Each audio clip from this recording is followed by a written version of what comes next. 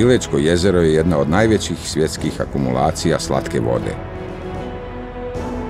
Sredinom jezera caruje ostrvo sa crkvom svetog proroka Ilije, a manastir Dobrićevo bio je centar pismenosti u srednjem vijeku. Pored jezera je nekropola sa stećcima na kojima su uklesana imena: Radić, Vuksan, Vukoman i Vlatko.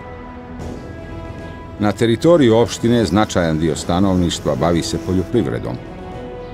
Za vrijeme kasnog proljeća sve do rane jeseni stoku gonimo u Katune, na Čemernu i Zelengori. Posljednjih godina mnogo ulažemo u modernizaciju prehrambene industrije, a posebnu pažnju posvetili smo proizvodnji nadaleko čuvenog sira iz mješine. U 14. vijeku Bileća je važna raskrsnica na karavanskom putu.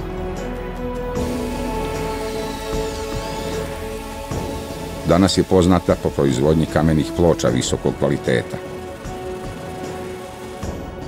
Kao kamen, tvrdi duh ratnika, živi u nama još od doba vojvode Vlatka Vukovića, koji je poveo vojsku u Kosovski boj, sve do vremena čuvene bilećke kasarne, kroz čije kapije je prošlo na stotine hiljada vojnika i oficira. Ime Bileća dovodi se u vezu sa Beljom i velikim županom Pavlom Beljićem.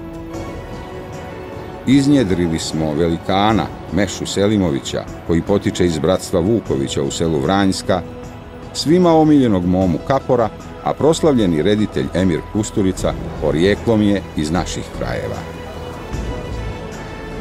Vrijedno mjesto na privrednoj mapi opštine zauzima tekstilni kombinat, osnovan 1962. godine, u kojem danas radi 850 zaposlenih.